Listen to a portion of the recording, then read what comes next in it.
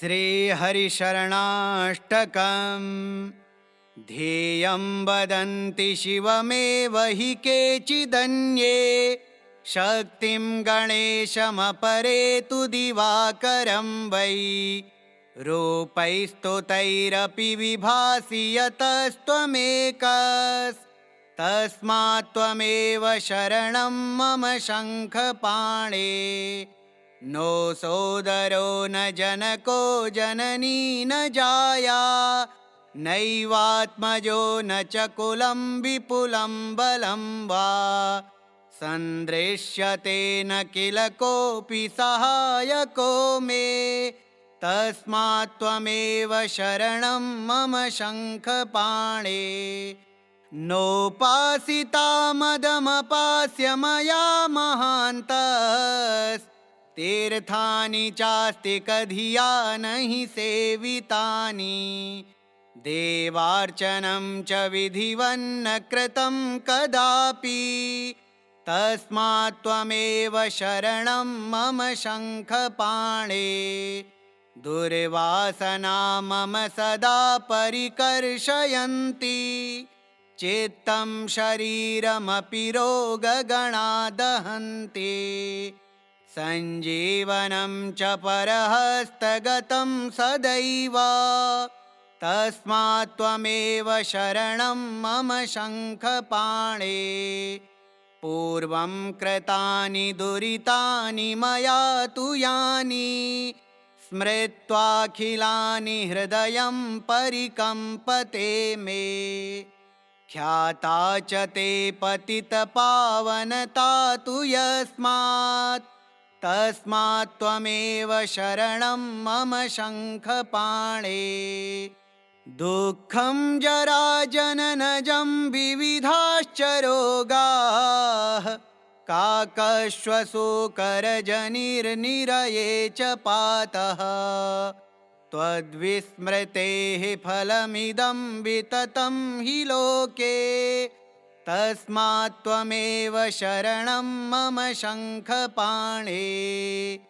नीचोऽपि पापवलितोऽपि विनिन्दितोऽपि ब्रूयात्तवाहमिति यस्तु किलैकवारं तं यच्छसीश निजलोकमिति व्रतं ते तस्मात् त्वमेव शरणं मम शङ्खपाणे। वेदेषु धर्मवचनेषु तथागमेषु रामायणेऽपि च पुराणकदम्बके वा सर्वत्र सर्वविधिना गदितस्त्वमेव तस्मात् त्वमेव शरणं मम शङ्खपाणे। ध्येयं वदन्ति शिवमेव हि केचिदन्ये शक्तिं गणेशमपरे तु दिवाकरं वै रूपैस्तुतैरपि विभासि यतस्त्वमेकस्तस्मात् त्वमेव शरणं मम शङ्खपाणे। नो सोदरो न जनको जननी न जाया नैवात्मजो न च कुलं विपुलं बलं वा सन्दृश्यते न किल कोऽपि सहायको मे तस्मात् त्वमेव शरणं मम शङ्खपाणे। नोपासिता मदमपास्य मया महान्तस्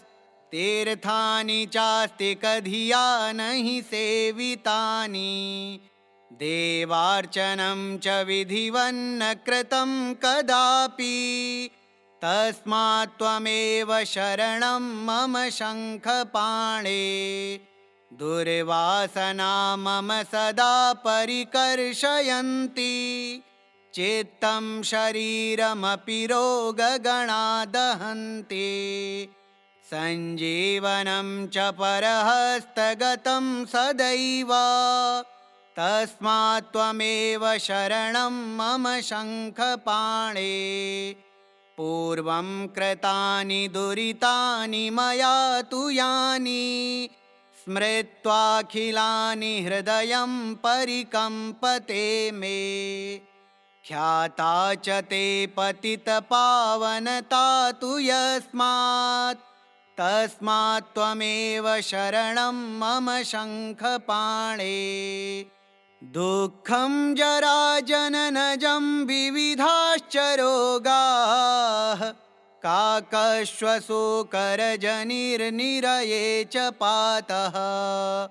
त्वद्विस्मृतेः फलमिदं विततं हि लोके, तस्मात् त्वमेव शरणं मम शङ्खपाणे। नीचोऽपि पापवलितोऽपि विनिन्दितोऽपि, ब्रूयात्तवाहमिति यस्तु किलैकवारं, तं यच्छसीश निजलोकमिति व्रतं ते। तस्मात् त्वमेव शरणं मम शङ्खपाणे।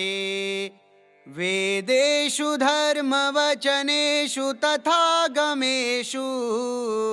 रामायणेऽपि च पुराणकदम्बके वा, सर्वत्र सर्वविधिना गदितस्त्वमेव। तस्मात् त्वमेव शरणं मम शङ्खपाणे।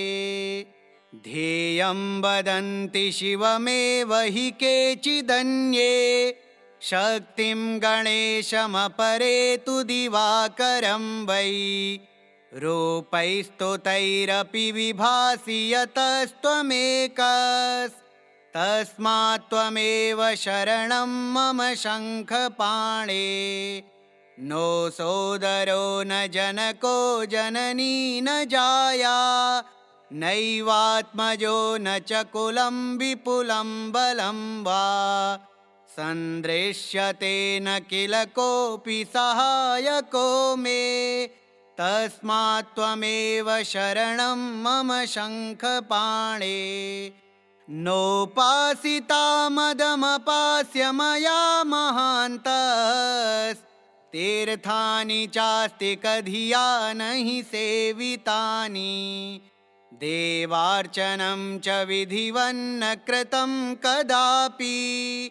तस्मात् त्वमेव शरणं मम शङ्खपाणे। दुर्वासना मम सदा परिकर्षयन्ति, चित्तं शरीरमपि रोगगणा दहन्ति। सञ्जीवनं च परहस्तगतं सदैव, तस्मात् त्वमेव शरणं मम शङ्खपाणे। पूर्वं कृतानि दुरितानि मया तु यानि, स्मृत्वाखिलानि हृदयं परिकम्पते मे। ख्याता च ते पतितपावनता तु यस्मात्, तस्मात् त्वमेव शरणं मम शङ्खपाणे। दुःखं जराजननजं विविधाश्च रोगाः, काकश्वशोकरजनिर्निरये च पातः। त्वद्विस्मृतेः फलमिदं विततं हि लोके, तस्मात् त्वमेव शरणं मम शङ्खपाणे। नीचोऽपि पापवलितोऽपि विनिन्दितोऽपि, ब्रूयात्तवाहमिति यस्तु किलैकवारं, तं यच्छसीश निजलोकमिति व्रतं ते। तस्मात् त्वमेव शरणं मम शङ्खपाणे।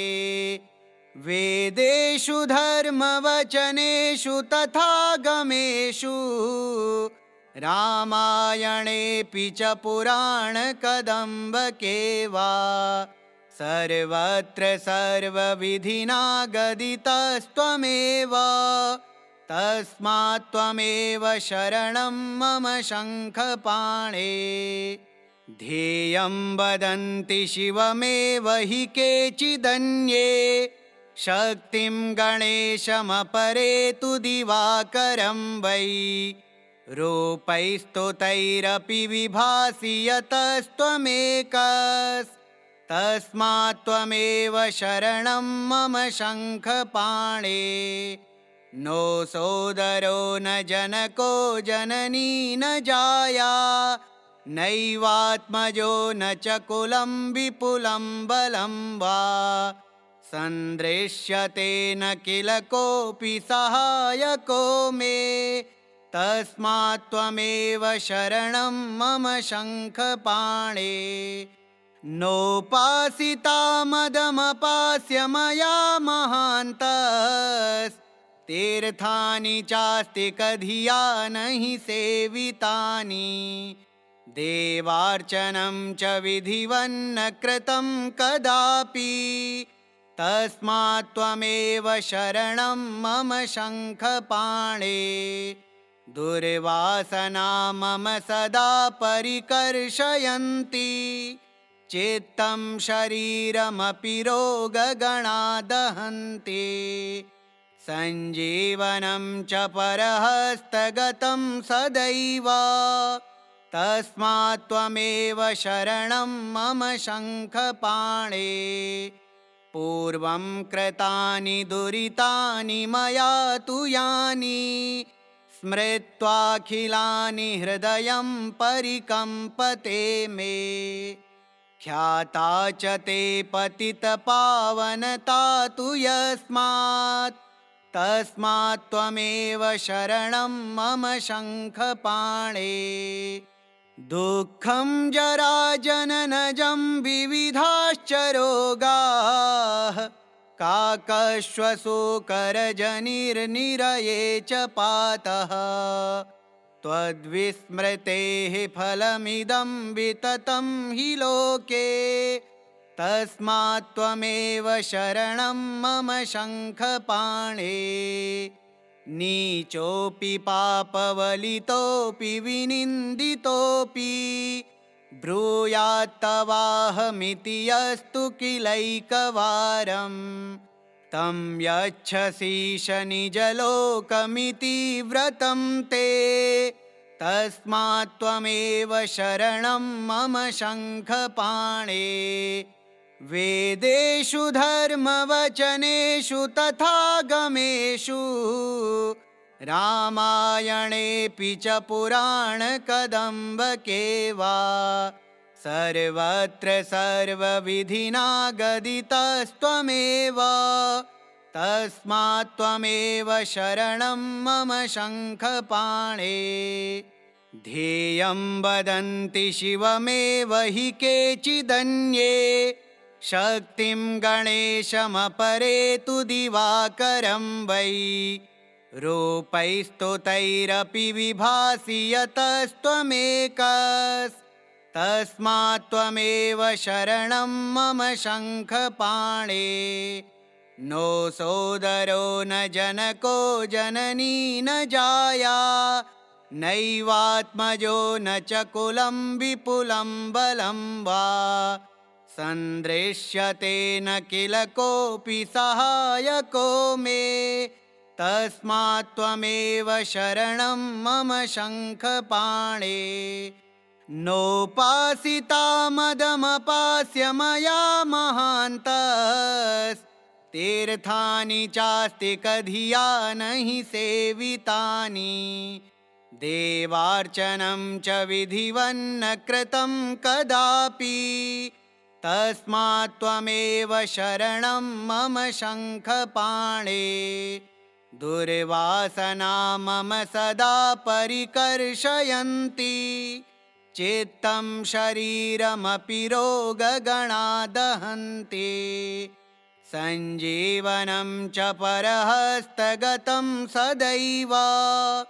तस्मात् त्वमेव शरणं मम शङ्खपाणे। पूर्वं कृतानि दुरितानि मया तु यानि, स्मृत्वाखिलानि हृदयं परिकम्पते मे। ख्याता च ते पतितपावनता तु यस्मात्, तस्मात् त्वमेव शरणं मम शङ्खपाणे। दुःखं जराजननजं विविधाश्च रोगाः काकश्वशोकरजनिर्निरये च पातः त्वद्विस्मृतेः फलमिदं विततं हि लोके तस्मात् त्वमेव शरणं मम शङ्खपाणे नीचोऽपि पापवलितोऽपि विनिन्दितोऽपि ब्रूयात्तवाहमिति यस्तु किलैकवारं तं यच्छसीश निजलोकमिति व्रतं ते तस्मात् त्वमेव शरणं मम शङ्खपाणे वेदेषु धर्मवचनेषु तथागमेषु रामायणेऽपि च पुराणकदम्बके वा सर्वत्र सर्वविधिना गदितस्त्वमेव तस्मात् त्वमेव शरणं मम शङ्खपाणे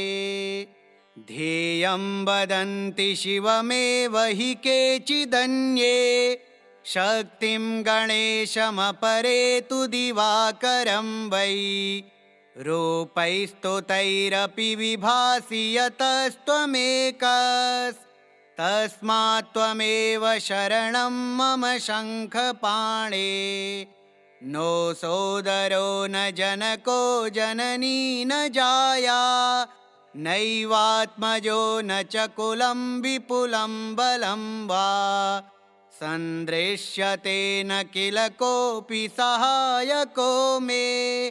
तस्मात् त्वमेव शरणं मम शङ्खपाणे नोपासिता मदमपास्य मया महान्तस्तीर्थानि चास्ति कधिया नहि सेवितानि देवार्चनं च विधिवन्न कृतं कदापि तस्मात् त्वमेव शरणं मम शङ्खपाणे दुर्वासना मम सदा परिकर्षयन्ति चित्तं शरीरमपि रोगगणा दहन्ति सञ्जीवनं च परहस्तगतं सदैव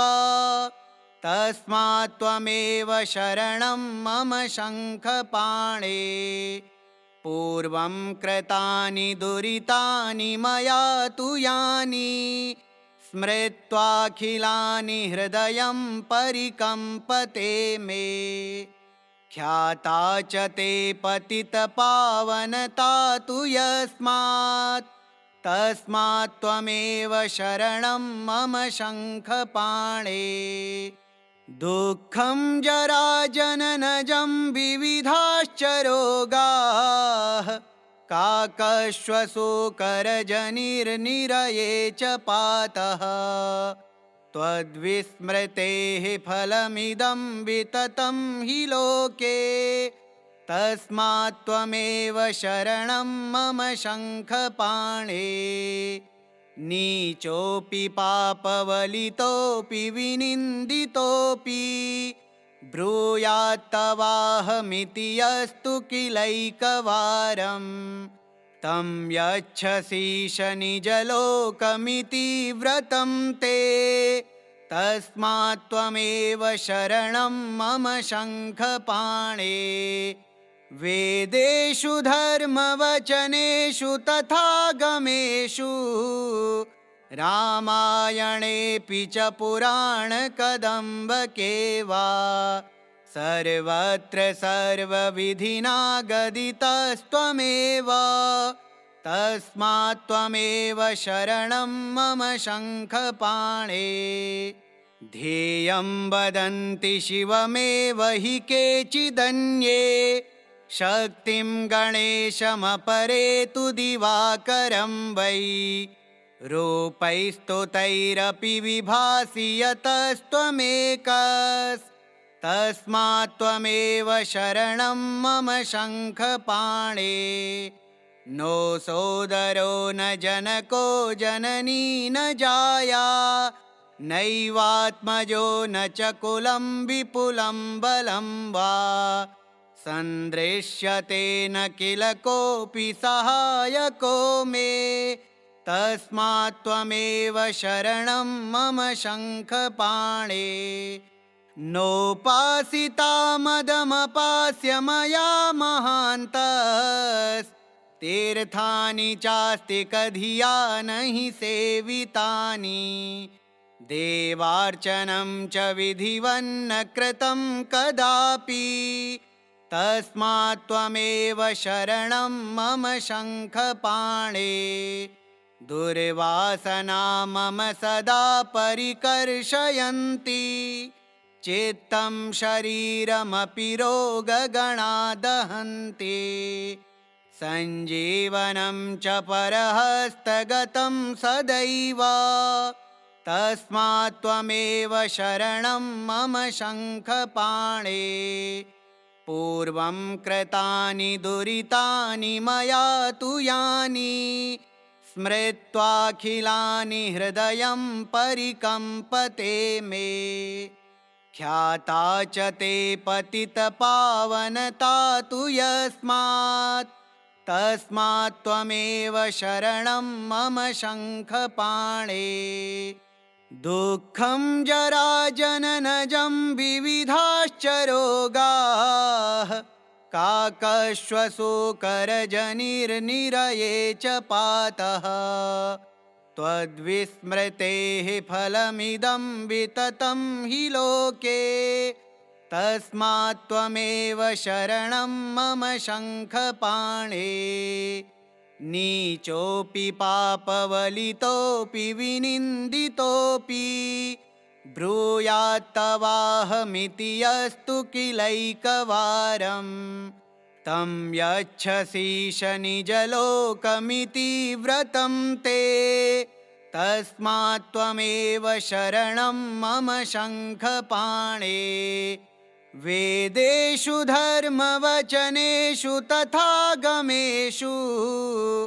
रामायणेऽपि च पुराणकदम्बके वा सर्वत्र सर्वविधिना गदितस्त्वमेव तस्मात् त्वमेव शरणं मम शङ्खपाणे ध्येयं वदन्ति शिवमेव हि केचिदन्ये शक्तिं गणेशमपरे तु दिवाकरं वै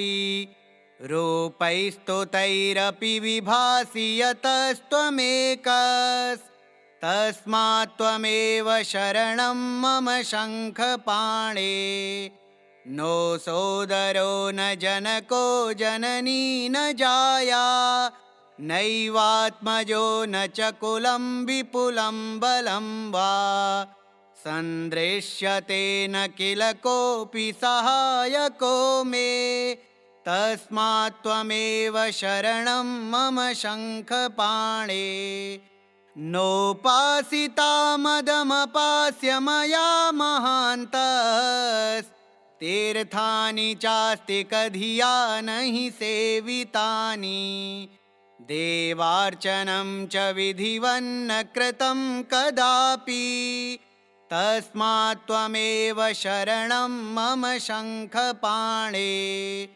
दुर्वासना मम सदा परिकर्षयन्ति चित्तं शरीरमपि रोगगणा दहन्ति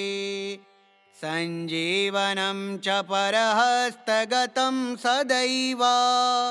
तस्मात् त्वमेव शरणं मम शङ्खपाणे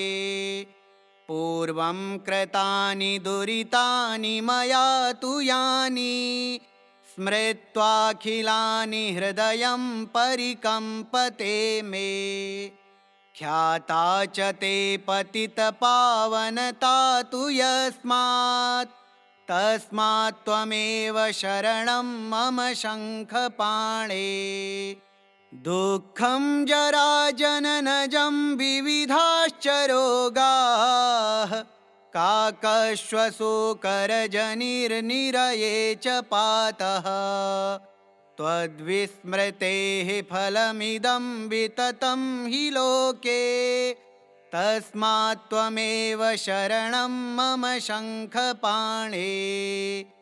नीचोऽपि पापवलितोऽपि विनिन्दितोऽपि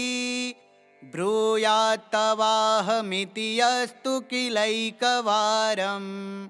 तं यच्छसीश निजलोकमिति व्रतं ते तस्मात् त्वमेव शरणं मम शङ्खपाणे वेदेषु धर्मवचनेषु तथागमेषु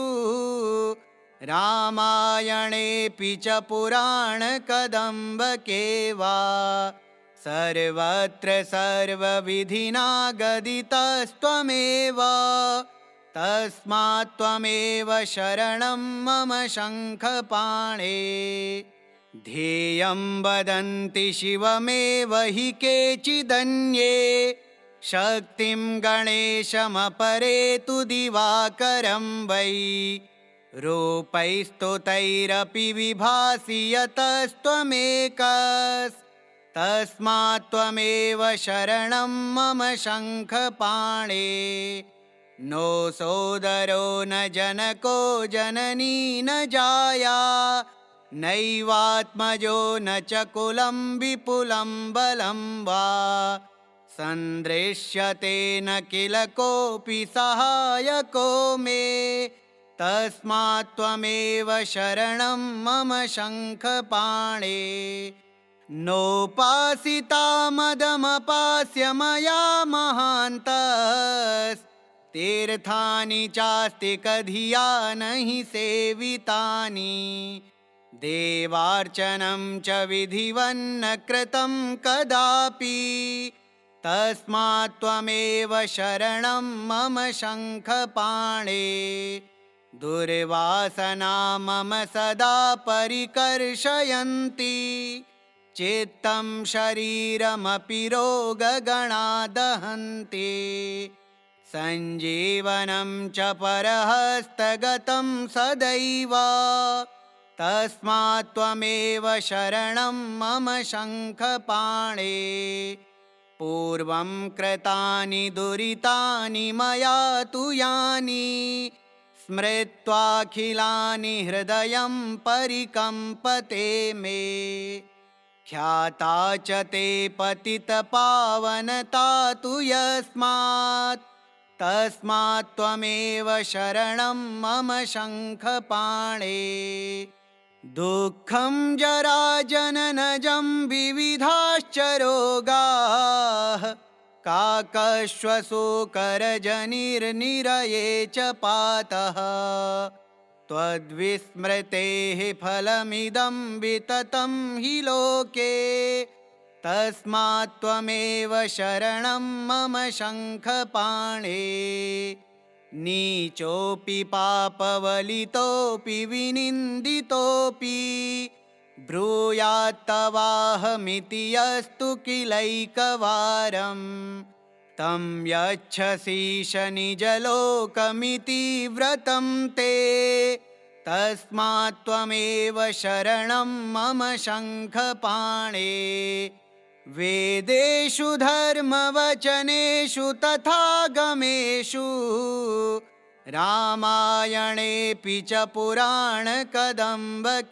वा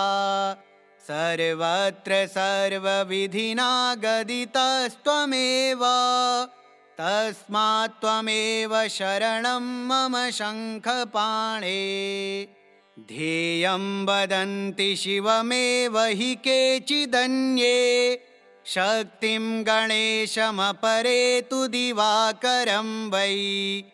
रूपैस्तुतैरपि विभासि यतस्त्वमेकस्तस्मात् त्वमेव शरणं मम शङ्खपाणे नो सोदरो न जनको जननी न जाया नैवात्मजो न च कुलं विपुलं बलं वा सन्दृश्यते न किल कोऽपि सहायको मे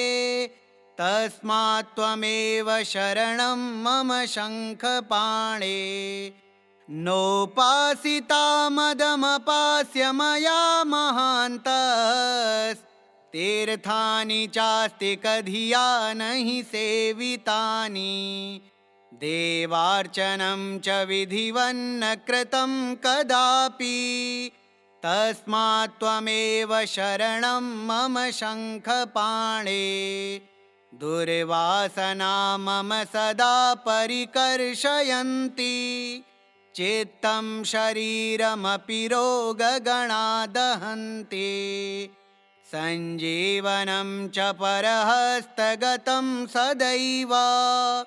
तस्मात् त्वमेव शरणं मम शङ्खपाणे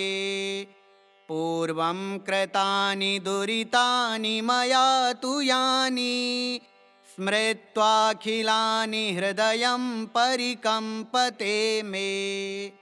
ख्याता च ते पतितपावनता तु यस्मात् तस्मात् त्वमेव शरणं मम शङ्खपाणे दुःखं जराजननजं विविधाश्च रोगाः काकश्वशोकरजनिर्निरये च पातः त्वद्विस्मृतेः फलमिदं विततं हि लोके तस्मात् त्वमेव शरणं मम शङ्खपाणे नीचोऽपि पापवलितोऽपि विनिन्दितोऽपि ब्रूयात्तवाहमिति यस्तु किलैकवारं तं यच्छसीश निजलोकमिति व्रतं ते तस्मात् त्वमेव शरणं मम शङ्खपाणे वेदेषु धर्मवचनेषु तथागमेषु रामायणेऽपि च पुराणकदम्बके वा सर्वत्र सर्वविधिना गदितस्त्वमेव तस्मात् त्वमेव शरणं मम शङ्खपाणे ध्येयं वदन्ति शिवमेव हि केचिदन्ये शक्तिं गणेशमपरे तु दिवाकरं वै रूपैस्तुतैरपि विभासि यतस्त्वमेकस्तस्मात् त्वमेव शरणं मम शङ्खपाणे नो सोदरो न जनको जननी न जाया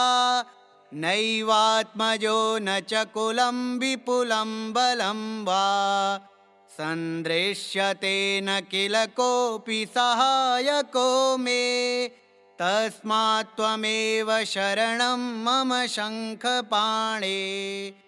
नोपासिता मदमपास्य मया महान्तस्तीर्थानि चास्ति कधिया नहि सेवितानि देवार्चनं च विधिवन्न कृतं कदापि तस्मात् त्वमेव शरणं मम शङ्खपाणे दुर्वासना मम सदा परिकर्षयन्ति चित्तं शरीरमपि रोगगणादहन्ति सञ्जीवनं च परहस्तगतं सदैव तस्मात् त्वमेव शरणं मम शङ्खपाणे पूर्वं कृतानि दुरितानि मया तु यानि स्मृत्वाखिलानि हृदयं परिकम्पते मे ख्याता च ते पतितपावनता तु यस्मात् तस्मात् त्वमेव शरणं मम शङ्खपाणे दुःखं जराजननजं विविधाश्च रोगाः काकश्वशोकरजनिर्निरये च पातः त्वद्विस्मृतेः फलमिदं विततं हि लोके तस्मात् त्वमेव शरणं मम शङ्खपाणे नीचोऽपि पापवलितोऽपि विनिन्दितोऽपि ब्रूयात्तवाहमिति यस्तु किलैकवारं तं यच्छसीश निजलोकमिति व्रतं ते तस्मात् त्वमेव शरणं मम शङ्खपाणे वेदेषु धर्मवचनेषु तथागमेषु रामायणेऽपि च पुराणकदम्बके वा सर्वत्र सर्वविधिना गदितस्त्वमेव तस्मात् त्वमेव शरणं मम शङ्खपाणे ध्येयं वदन्ति शिवमेव हि केचिदन्ये शक्तिं गणेशमपरे तु दिवाकरं वै रूपैस्तुतैरपि विभासि यतस्त्वमेकस्तस्मात् त्वमेव शरणं मम शङ्खपाणे नो सोदरो न जनको जननी न जाया नैवात्मजो न च कुलं विपुलं बलं वा सन्दृश्यते न किल कोऽपि सहायको मे तस्मात् त्वमेव शरणं मम शङ्खपाणे नोपासिता मदमपास्य मया महान्तस्तीर्थानि चास्ति कधिया नहि सेवितानि देवार्चनं च विधिवन्न कृतं कदापि तस्मात् त्वमेव शरणं मम शङ्खपाणे दुर्वासना मम सदा परिकर्षयन्ति चित्तं शरीरमपि रोगगणा दहन्ति सञ्जीवनं च परहस्तगतं सदैव तस्मात् त्वमेव शरणं मम शङ्खपाणे पूर्वं कृतानि दुरितानि मया तु यानि स्मृत्वाखिलानि हृदयं परिकम्पते मे ख्याता च ते पतितपावनता तु यस्मात् तस्मात् त्वमेव शरणं मम शङ्खपाणे दुःखं जराजननजं विविधाश्च रोगाः काकश्वशोकरजनिर्निरये च पातः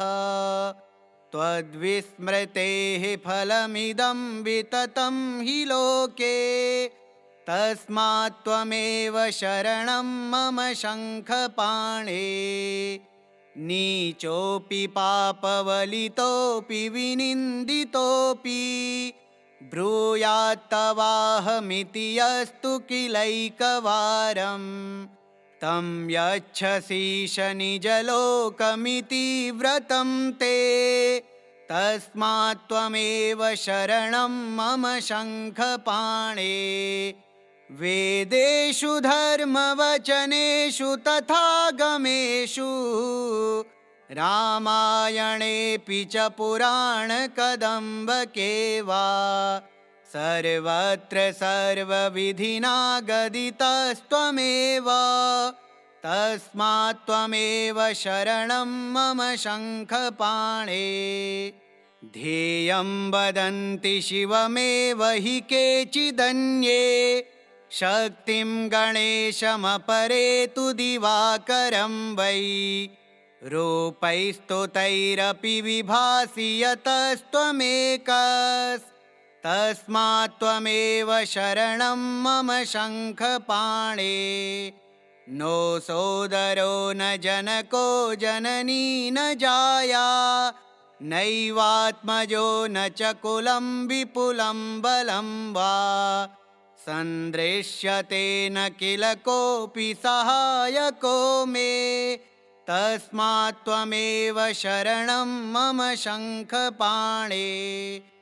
नोपासिता मदमपास्य मया महान्तस्तीर्थानि चास्ति कधिया नहि सेवितानि देवार्चनं च विधिवन्न कृतं कदापि तस्मात् त्वमेव शरणं मम शङ्खपाणे दुर्वासना मम सदा परिकर्षयन्ति चित्तं शरीरमपि रोगगणा दहन्ति सञ्जीवनं च परहस्तगतं सदैव तस्मात् त्वमेव शरणं मम शङ्खपाणे पूर्वं कृतानि दुरितानि मया तु यानि स्मृत्वाखिलानि हृदयं परिकम्पते मे ख्याता च ते पतितपावनता तु यस्मात् तस्मात् त्वमेव शरणं मम शङ्खपाणे दुःखं जराजननजं विविधाश्च रोगाः काकश्वशोकरजनिर्निरये च पातः त्वद्विस्मृतेः फलमिदं विततं हि लोके तस्मात् त्वमेव शरणं मम शङ्खपाणे नीचोऽपि पापवलितोऽपि विनिन्दितोऽपि ब्रूयात्तवाहमिति यस्तु किलैकवारं तं यच्छसीश निजलोकमिति व्रतं ते तस्मात् त्वमेव शरणं मम शङ्खपाणे वेदेषु धर्मवचनेषु तथागमेषु रामायणेऽपि च पुराणकदम्बके वा सर्वत्र सर्वविधिना गदितस्त्वमेव तस्मात् त्वमेव शरणं मम शङ्खपाणे ध्येयं वदन्ति शिवमेव हि केचिदन्ये शक्तिं गणेशमपरे तु दिवाकरं वै रूपैस्तुतैरपि विभासि यतस्त्वमेकस्तस्मात् त्वमेव शरणं मम शङ्खपाणे नो सोदरो न जनको जननी न जाया नैवात्मजो न च कुलं विपुलं बलं वा सन्दृश्यते न किल कोऽपि सहायको मे तस्मात् त्वमेव शरणं मम शङ्खपाणे नोपासिता मदमपास्य मया महान्तस्तीर्थानि चास्तिकधिया नहि सेवितानि देवार्चनं च विधिवन्न कृतं कदापि तस्मात् त्वमेव शरणं मम शङ्खपाणे दुर्वासना मम सदा परिकर्षयन्ति चित्तं शरीरमपि रोगगणा दहन्ति सञ्जीवनं च परहस्तगतं सदैव तस्मात् त्वमेव शरणं मम शङ्खपाणे पूर्वं कृतानि दुरितानि मया तु यानि स्मृत्वाखिलानि हृदयं परिकम्पते मे ख्याता च ते पतितपावनता तु यस्मात् तस्मात् त्वमेव शरणं मम शङ्खपाणे दुःखं जराजननजं विविधाश्च रोगाः काकश्वशोकरजनिर्निरये च पातः त्वद्विस्मृतेः फलमिदं विततं हि लोके तस्मात् त्वमेव शरणं मम शङ्खपाणे नीचोऽपि पापवलितोऽपि विनिन्दितोऽपि ब्रूयात्तवाहमिति यस्तु किलैकवारं तं यच्छसीश निजलोकमिति व्रतं ते तस्मात् त्वमेव शरणं मम शङ्खपाणे वेदेषु धर्मवचनेषु तथागमेषु रामायणेऽपि च पुराणकदम्बके वा सर्वत्र सर्वविधिना गदितस्त्वमेव तस्मात् त्वमेव शरणं मम शङ्खपाणे ध्येयं वदन्ति शिवमेव हि केचिदन्ये शक्तिं गणेशमपरे तु दिवाकरं वै रूपैस्तुतैरपि विभासि यतस्त्वमेकस्तस्मात् त्वमेव शरणं मम शङ्खपाणे नो सोदरो न जनको जननी न जाया नैवात्मजो न च कुलं विपुलं बलं वा सन्दृश्यते न किल कोऽपि सहायको मे तस्मात् त्वमेव शरणं मम शङ्खपाणे नोपासिता मदमपास्य मया महान्तस्तीर्थानि चास्ति कधिया नहि सेवितानि देवार्चनं च विधिवन्न कृतं कदापि तस्मात् त्वमेव शरणं मम शङ्खपाणे दुर्वासना मम सदा परिकर्षयन्ति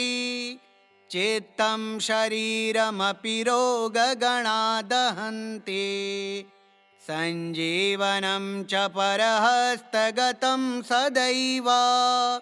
तस्मात् त्वमेव शरणं मम शङ्खपाणे पूर्वं कृतानि दुरितानि मया तु यानि स्मृत्वाखिलानि हृदयं परिकम्पते मे ख्याता च ते पतितपावनता तु यस्मात् तस्मात् त्वमेव शरणं मम शङ्खपाणे दुःखं जराजननजं विविधाश्च रोगाः काकश्वशोकरजनिर्निरये च पातः त्वद्विस्मृतेः फलमिदं विततं हि लोके तस्मात् त्वमेव शरणं मम शङ्खपाणे नीचोऽपि पापवलितोऽपि विनिन्दितोऽपि ब्रूयात्तवाहमिति यस्तु किलैकवारं तं यच्छसीश निजलोकमिति व्रतं ते तस्मात् त्वमेव शरणं मम शङ्खपाणे वेदेषु धर्मवचनेषु तथागमेषु रामायणेऽपि च पुराणकदम्बके वा सर्वत्र सर्वविधिना गदितस्त्वमेव तस्मात् त्वमेव शरणं मम शङ्खपाणे ध्येयं वदन्ति शिवमेव हि केचिदन्ये शक्तिं गणेशमपरे तु दिवाकरं वै रूपैस्तुतैरपि विभासि यतस्त्वमेकस्तस्मात् त्वमेव शरणं मम शङ्खपाणे नो सोदरो न जनको जननी न जाया नैवात्मजो न च कुलं विपुलं बलं वा सन्दृश्यते न किल कोऽपि सहायको मे तस्मात् त्वमेव शरणं मम शङ्खपाणे नोपासिता मदमपास्य मया महान्तस्तीर्थानि चास्ति कधिया नहि सेवितानि देवार्चनं च विधिवन्न कृतं कदापि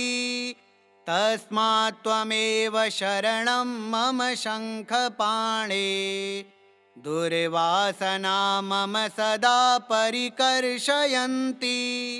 चित्तं शरीरमपि रोगगणा दहन्ति सञ्जीवनं च परहस्तगतं सदैव तस्मात् त्वमेव शरणं मम शङ्खपाणे पूर्वं कृतानि दुरितानि मया तु यानि स्मृत्वाखिलानि हृदयं परिकम्पते मे ख्याता च ते पतितपावनता तु यस्मात् तस्मात् त्वमेव शरणं मम शङ्खपाणे दुःखं जराजननजं विविधाश्च रोगाः काकश्वशोकरजनिर्निरये च पातः त्वद्विस्मृतेः फलमिदं विततं हि लोके तस्मात् त्वमेव शरणं मम शङ्खपाणे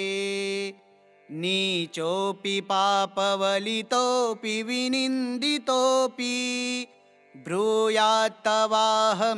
यस्तु किलैकवारं तं यच्छसीश निजलोकमिति व्रतं ते तस्मात् त्वमेव शरणं मम शङ्खपाणे वेदेषु धर्मवचनेषु तथागमेषु रामायणेऽपि च पुराणकदम्बके वा सर्वत्र सर्वविधिना गदितस्त्वमेव तस्मात् त्वमेव शरणं मम शङ्खपाणे श्रीपरमहंस स्वामी ब्रह्मानंद विरचितं श्रीहरिशरणाष्टकं श्रीविष्णोर्पणमस्तु। ओम श्री हरये नमः।